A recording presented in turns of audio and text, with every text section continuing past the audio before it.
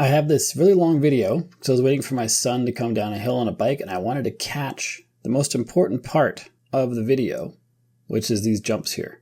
As you can see, I'm waiting this whole time until he finally comes at the very end. There he goes. Hits those jumps, and I wanted to have just the part where he hits the jumps be in my video. I don't want to have to watch this whole thing at the beginning. It's super easy to do inside of the Photos app on your phone. Just so we're all on the same page, your Photos app looks like this guy here, like a rainbow flower. And once you have it open, just find the video, tap on this icon here, and now we can adjust the length of the video. So I made this as a slow motion video, so down at the bottom, these parts where the vertical lines are really close together, that's regular motion, and then where they're spaced apart, that's slow motion. So I want to keep my jumps at slow motion and reduce the length of the video. So the length of the video is just adjusted with this section here. You can see me dragging along. It shows what's happening in the video as I do it. So there it comes. I want to have it start right there, and I want to have it end right there. But this is all regular speed right now. I want it all slow motion, so I got to drag this bottom line as well to make this whole piece slow motion.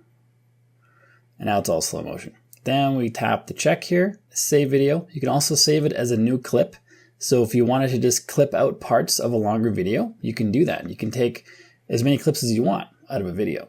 But I'm going to save this as a new one because I don't want to have all that dead space. And now the video has him coming over the hill, and it's all slow motion, and Bob's your uncle. Your video is now shortened to whatever length you want.